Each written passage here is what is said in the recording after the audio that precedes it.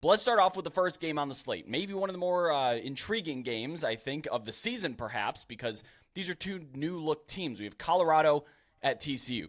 The Horned Frogs are 20.5-point favorites. The over-under is 64 points. Kicks off at noon Eastern on Fox. That's 11 a.m. Central for those in the Fort Worth area. They absolutely hate those kickoffs from what I've talked to. And 10 a.m. if you're living in the Denver, Boulder area. TCU has taken most of the action this offseason. They opened up at FanDuel earlier this summer as 17.5-point favorites. That's climbed. I've seen 21s hit. It's kind of like that Navy-Notre Dame line where I did see some 21s, but it was mostly 20.5s. I don't know if that's going to move up or not.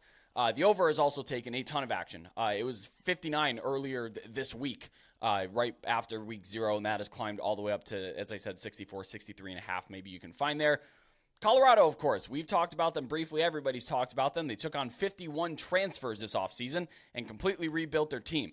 I think they have a pretty solid defensive secondary. Travis Hunter, of course, former number 1 recruit in the country. Cormani McClain, the number 2 corner, who was supposed to go to Miami. He's now at Colorado.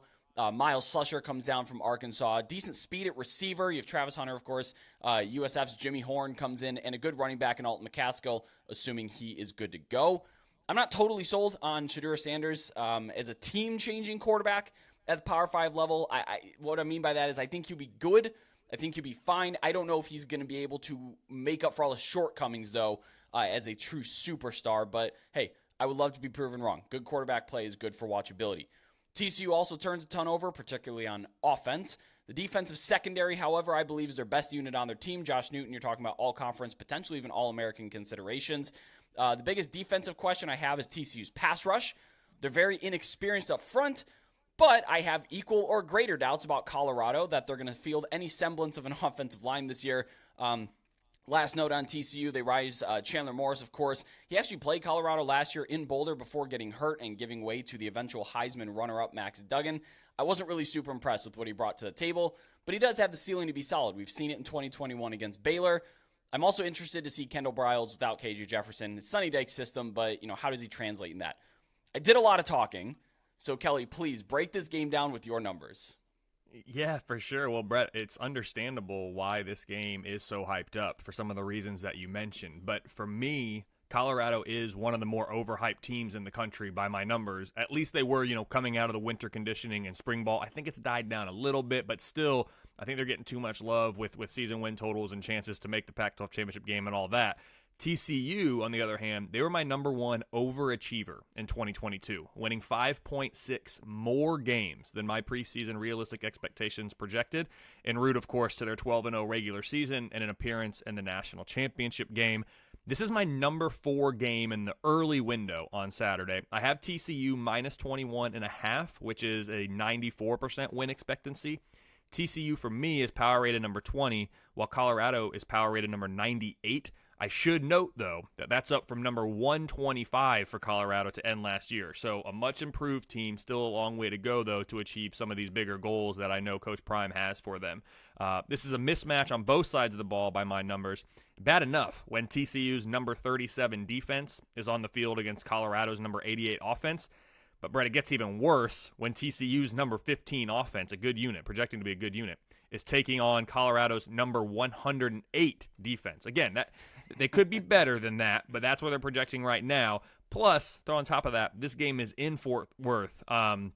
Also worth mentioning, as I just pile on to Colorado here, they do welcome old Big 12 rival Nebraska to Boulder in Week 2, so it's conceivable that the Buffs could be looking ahead a bit to that one. I don't think they are, but even if they aren't, this one is all TCU for me. Bottom line, I have TCU minus 21.5 at home with a 94% win expectancy for the Horned Frogs.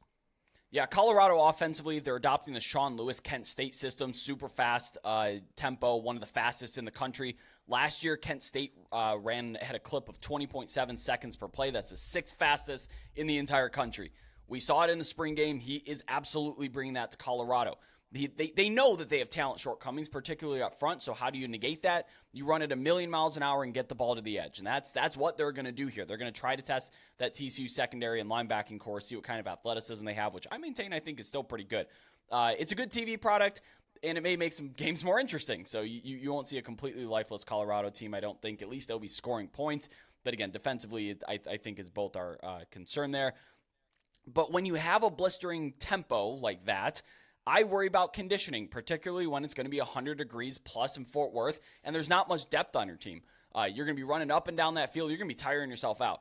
And, with the defense as bad as Colorado is projected to have or could possibly have, the offense is going to find themselves on the field quite often. So I'm actually really worried about that conditioning there.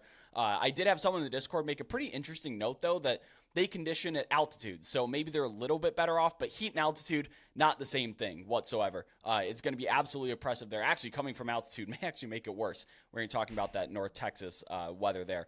I have TCU minus 23, so a little bit of value there, I guess, if you're taking the 20.5 going through 21. Interestingly, FEI dropped their projections for week 1. I love looking at those. They actually only project Colorado for 9.4 points. I don't know if I'm that low necessarily on it, but his numbers in terms of point totals and stuff last week was just absolutely spot on. So I do have to make note of that there is a little bit of a floor. Don't know if I go that low, but hey, it is out there.